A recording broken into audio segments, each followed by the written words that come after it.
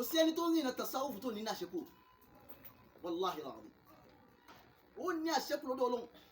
ayé Al-Qur'an ní jẹ́ ká túmọ̀ yẹn Ọlọ́run ní èrè fún àwọn olùṣe dáadáa tán ẹgbẹ́ táfà yẹn sọ ó ní watasfiyatul akhlaq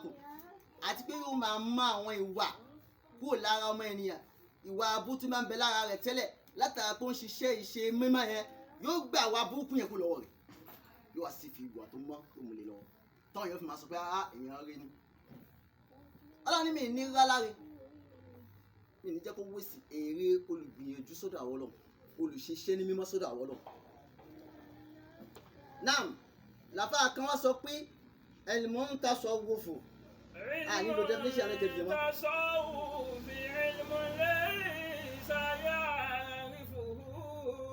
Àbá ní al-mutasawwif ó ní ìmọ̀ tasawwufu ìṣiṣẹ́ ní mímọ́ yìí ilmun ó ní ìwà kan ìmọ̀ kan ní tẹ́nìkan ò lè mọ̀ láyéláyé ẹnìkan kò lè dìde kó o bẹ́ẹ̀ pé ìmọ̀ tó ń sọ yìí náà fẹ́ mọ̀ ó lè mọ̀ o. Illa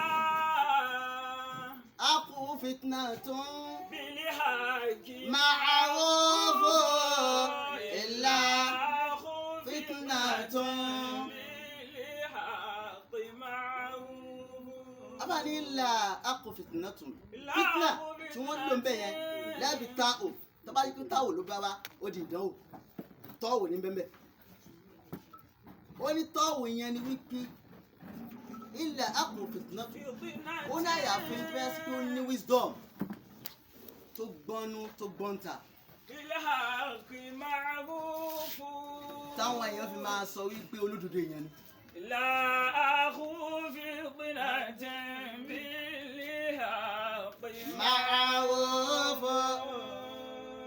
ẹni tó bá jẹ́ olùtasawwuf tí ń ṣiṣẹ́ mímọ́ yóò gbọ́nú yóò gbọ́ntà tó pé iṣẹ́ inú àti iṣẹ́ ìta méjèèjì ní bẹ́ẹ̀ wàá gbọ́nú wàá gbọ́ntà wàá dẹ́lọ́wọ̀n mọ́nú wàá ti dẹ́lọ́wọ̀n mọ́ntà bá a ṣe jòkó yìí sì kéèyàn kan máa bọ̀ káṣọ rẹ̀ pọ́n ìbí láti mọ̀ pé ìṣiṣẹ́ ní mímọ́ tasawwufu ó ní processing èèyàn máa ṣe ní ìpele tó padà wá fi di ẹni mímọ́ yẹn ni káṣọ rẹ̀ pọ́n kó wá wọ àárín wa yìí a máa sá fún pé báwo lè ṣe ń hùn báyìí báwo lè ṣe dọ̀tí báyìí ó sì wà ní àwa yẹn kí láṣẹ fún a lè jáde ṣùgbọ́n ká rí yẹn kan tó wọ aṣọ tó dáa tí ń ta sánsán tó ti fi èsì tó fi pẹ̀fún tó dá sí tó bá wà ní wá sí kí lá máa ṣe á wẹ́kọ̀mù ẹ̀ wọ́n lọ́wọ́ ṣe wẹ́kọ̀mù gbọ́ á lè tasawwuf fún láti àmọ́ ẹ mọ̀ pé aṣọ pósẹ́sì fún aṣọ tó bá dọ̀tí èèyàn kó sínú omi yóò kọ́ fọ̀ tó bá fọ̀ tán yóò fi sáàṣì sí tó bá sáàṣì tán yóò sà yóò jẹ́ ògbẹ́ ẹ máa wo pósẹ́sì yẹn tó bá gbẹ tán yóò wà má iron yóò fi lọ tó bá lọ tán yá ṣe kí ni yóò ṣe wàá wọ̀ wọ́n yẹn wọ́n sọ pé èèyàn rí níbọ̀ yìí bẹ́ẹ̀ náà ni tasawwuf ṣe rí wàá ṣe wàhálà yẹn ìdúnímọ̀ iṣẹ́ yẹn dáadáa tó bá ṣe dáadáa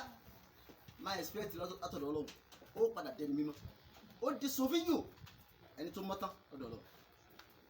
walaysa ya'rifuhu man laysa yashahaduhu àbá ní walaysa ya'rifu kò lè mọ ìmọ̀ tasawwuf láíláí náà man laysa yashahaduhu ẹni tó yá sí pé kò rìn náà ojú ọ̀nà yẹn ẹni tó rìn àwa ni kò bá ṣàlàyé ibẹ̀ fún wa kò lè yé náà kí ló wá sọ sálẹ̀. wa kayfa yashhadu daw'a shamsi makifofo wa kayfa yashhadu daw'a shamsi makifofo wọ́n ní wa kayfa yashhadu daw'a wa kayfa makifofo báwo ni tó jẹ́ afọ́jú èèyàn yashhadu daw'a shamsi ẹni ẹwà lọ pa afọ́jú èèyàn ẹwà ní wọ́n dákun báwa wò ta òun ràn lọ́wọ́ báyìí àbí kí ló ń ṣẹlẹ̀ báyìí kò ní mọ́ tó ṣẹlẹ̀. wàlẹ̀ wà fàkẹ́ ìfà yẹsẹ̀ àdùdọ̀ àṣàrùn máa fẹ́ afọ́jú èèyàn tó bá mú sí bíbá yín sí ṣé àárọ̀ làwọn àbọ̀ sàn àbálẹ́ àbòwú kò ní mọ̀ èyí tó ń fẹ́ sọ gbogbo ẹni tí ò bá rìn lójú ọ̀nà tasawwuf tasawufu kò síbẹ̀ ṣe lè ṣàlàyé fún tó àfọ́jú ní òjẹ́ ń bẹ̀.